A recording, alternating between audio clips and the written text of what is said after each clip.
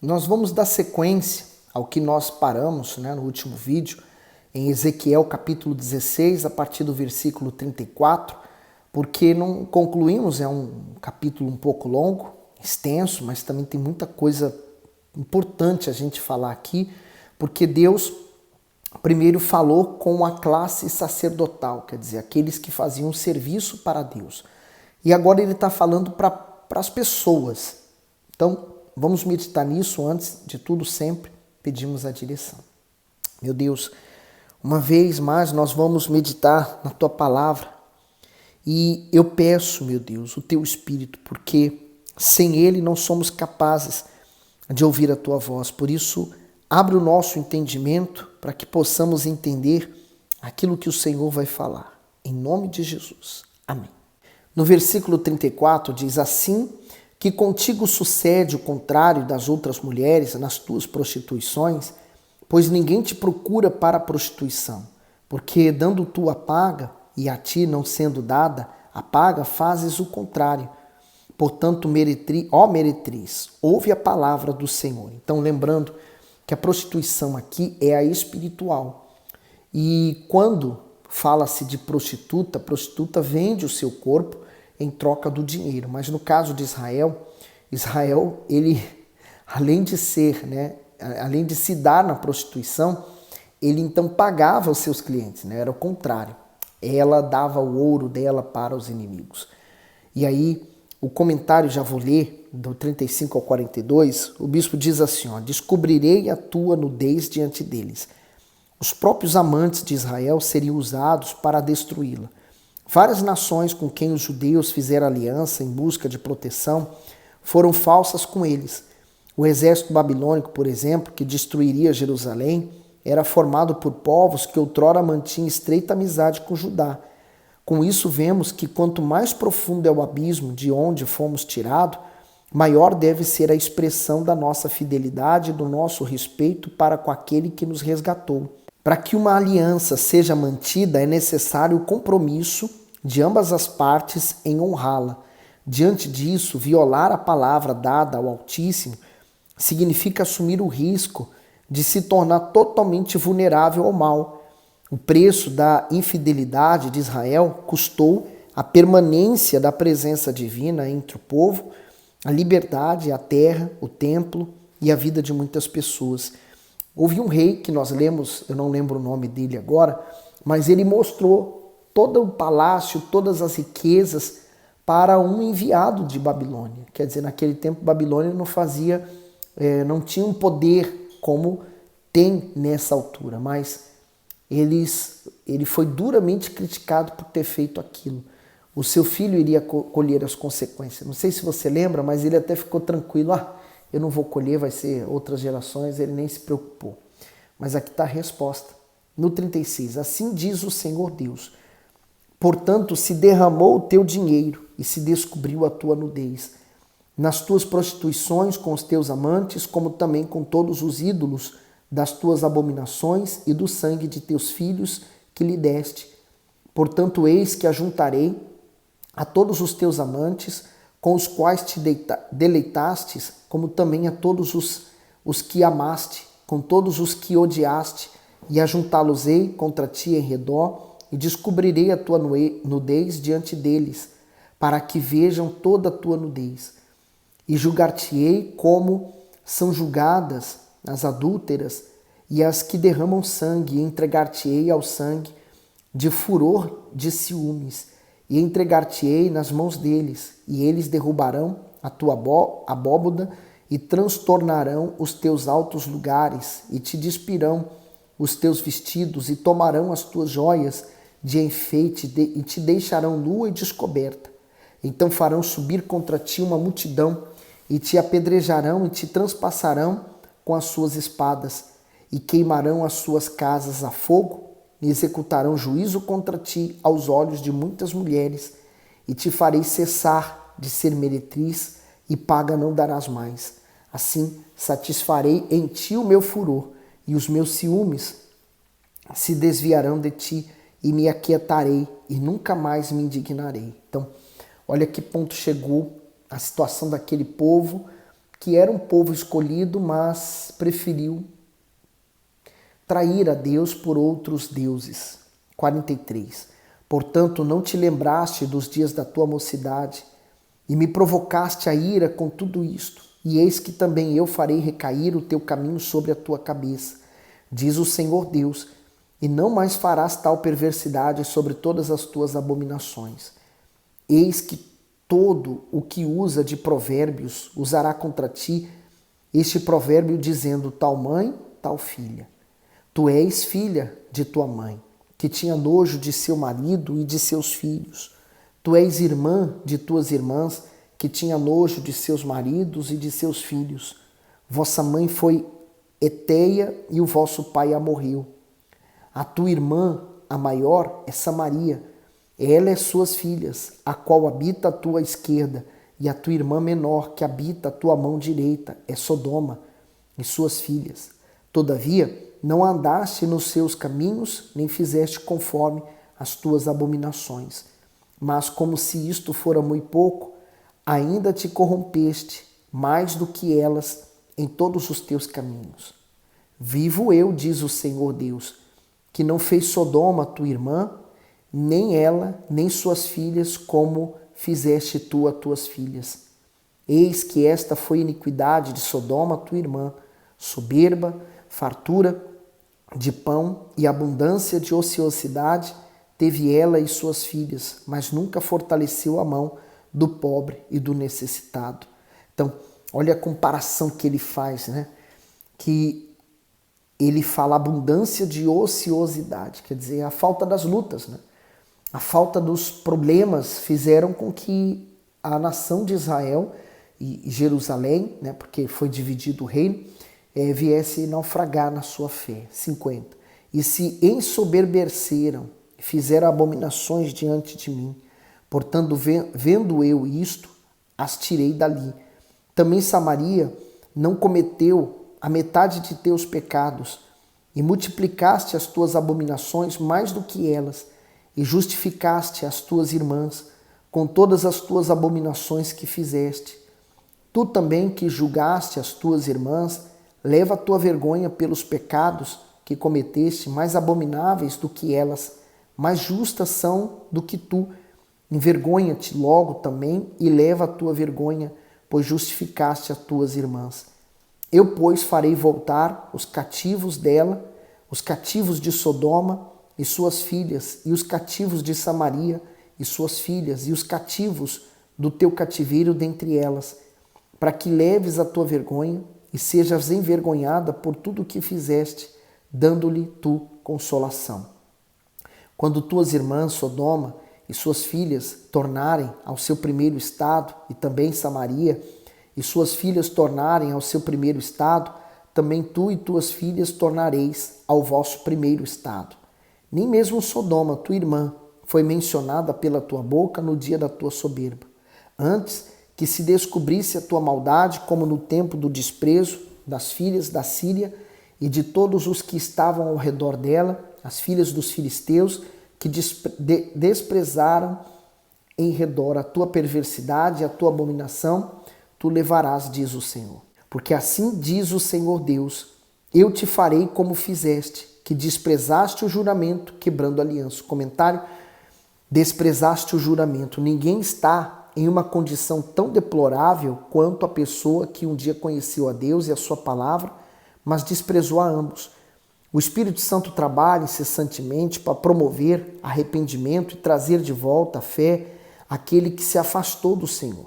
Quem rompeu suas promessas de fidelidade com o Altíssimo não precisa continuar vivendo em tormento. Basta se quebrantar para alcançar o seu perdão. Acho que para a pessoa que se afastou, ela voltar é mais difícil. Por quê?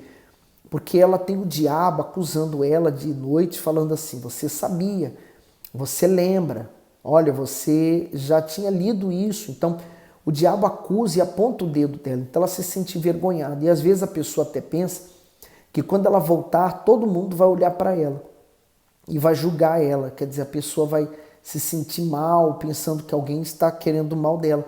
Quando, na verdade, a pessoa ela deve ignorar tudo que ela pensa, que ela acha, e ela ir em busca do Senhor Jesus. E aí vem o engano da atualidade, né? Que muita gente pensa assim, não, eu posso buscar Deus em casa. Verdadeiro engano. Você buscar Deus em casa não é a mesma coisa. E aliás, Deus disse, vinde a mim. Ele não falou para você buscar onde você estivesse ou em qualquer lugar.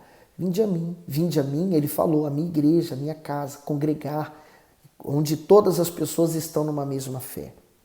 60. Contudo, eu me lembrarei da minha aliança que fiz contigo nos dias da tua mocidade e estabelecerei contigo uma aliança eterna. Essa aliança eterna já está estabelecida hoje, que é a aliança no sangue do Cordeiro. A primeira aliança foi feita no Monte Sinai, quando Deus deu os 10 mandamentos. No 61. Então te lembrarás dos teus caminhos e te confundirás quando receberes tuas irmãs maiores do que tu com as menores do que tu, porque tas darei por filhas, mas não pela tua aliança, porque eu estabelecerei a minha aliança contigo, e saberás que eu sou o Senhor, para que te lembres disso e te envergonhes, e nunca mais abras a tua boca por causa da tua vergonha, quando eu te espiar de tudo quanto fizeste, diz o Senhor Deus. O comentário final, ele diz, estabelecerei contigo uma aliança eterna. O Senhor Deus promete renovar o seu contrato matrimonial com o povo, isto é, 70 anos depois do cativeiro, um remanescente seria purificado no exílio e firmaria uma nova aliança com o Todo-Poderoso, e assim voltaria à sua terra. O Altíssimo disciplina o povo por causa da sua desobediência, mas jamais deixaria de cumprir a promessa feita por ele mesmo a Abraão. Israel se tornaria espetáculo entre as demais nações devido à dor e à vergonha da sua ruína, mas se arrependeria e seria restaurada. O destaque aqui é para o maravilhoso perdão de Deus, tão completo e perfeito que tem o poder de zerar o passado de uma pessoa. Somente ele tem essa autoridade absoluta. Ao ser perdoado, seu povo não precisaria mais abrir a boca para reclamar ou para justificar seu passado. Como essa nação criou problemas para Deus e como nós hoje criamos problemas também para Deus quando desobedecemos a Ele. Ezequiel capítulo 17. Veio a mim a palavra do Senhor dizendo, filho do homem, propõe um enigma e profere uma parábola para com a casa de Israel. E disse, assim diz o Senhor Deus, uma grande águia de grandes asas, de plumagem comprida e cheia de penas, de várias cores veio ao Líbano e levou o mais alto ramo de um cedro. E arrancou a ponta mais alta dos seus renovos e a levou a uma terra de mercancia, numa cidade de mercadores a pôs. O comentário, a grande águia de plumagem colorida se refere ao rei Nabucodonosor e às diversas nações invadidas e incorporadas ao seu império. A terra dos mercadores era o grande centro comercial da Babilônia, para onde os cativos seriam levados. O cedro representa a nação de Judá e o mais alto ramo, ou a copa da árvore, se refere a Joaquim, rei de Judá, o homem com a posição mais elevada na nação. Até mesmo ele seria levado cativo à Babilônia, como vimos em 2 Reis 24. Então, o título de rei não iria protegê-lo, até porque ele se desviou de Deus, né? Tomou da semente da terra e a lançou num solo frutífero. Tomando-a, colocou-a junto às muitas águas, plantando-a como salgueiro. E brotou e tornou-se numa videira muito larga, de pouca altura, virando-se para ela os seus ramos, porque as suas raízes estavam debaixo dela. E tornou-se numa videira e produzia ramos e brotava renovos. E houve mais uma grande águia, de grandes asas e cheia de penas, e eis que esta videira lançou para ela as suas raízes e estendeu para ela os seus ramos, desde as covas do seu plantio para que a regasse. Num bom campo junto a muitas águas, estava ela plantada, para cobrir ramos e para dar frutos, a fim de que fosse videira excelente. Dize assim diz o Senhor Deus, porventura há de prosperar? Não lhe arrancará as suas raízes? E não cortará o seu fruto para que se seque, para que sequem todas as folhas de seus renovos? E isso não com grande força, nem muita gente, para arrancá-la pelas suas raízes. mas estando plantada prosperará? Porventura, tocando-lhe vento oriental, de todo não se secará? Nas covas do seu plantio se secará. Então veio a mim a palavra do Senhor, dizendo: dize agora a casa rebelde: não sabeis o que significa estas coisas? Dize: eis que veio o rei de Babilônia a Jerusalém e tomou o seu rei e os seus príncipes e os levou consigo para a Babilônia. E tomou um da descendência real e fez aliança com ele, e fez prestar juramento e tomou consigo os poderosos da terra, para que o reino ficasse humilhado e não se levantasse, embora aguardando a sua aliança pudesse subsistir. Mas rebelou-se contra ele, enviando os seus mensageiros ao Egito, para que se lhe mandasse cavalos e muita gente. Porventura prosperará ou escapará aquele que faz tais coisas, ou quebrará a aliança e ainda escapará? Vivo eu, diz o Senhor Deus, que no lugar em que habita o rei, o fez reinar, cujo juramento desprezou e cuja aliança quebrou, sim, com ele no meio de Babilônia certamente morrerá. E Faraó, nem com grande exército, nem com uma companhia numerosa, fará coisa alguma com ele em guerra, levantando trincheiras e edificando baluartes para destruir muitas vidas, porque desprezou o juramento, quebrando a aliança. Eis que ele tinha dado a sua mão, contudo fez todas estas coisas e não escapará. Portanto, assim diz o Senhor Deus: vivo eu, que o meu juramento que desprezou e a minha aliança que quebrou, isso farei recair sobre a sua cabeça, e estenderei sobre ele a minha rede, e ficará preso no meu laço, e levarei a Babilônia, e ali entrarei em juízo com ele por causa da rebeldia que praticou contra mim.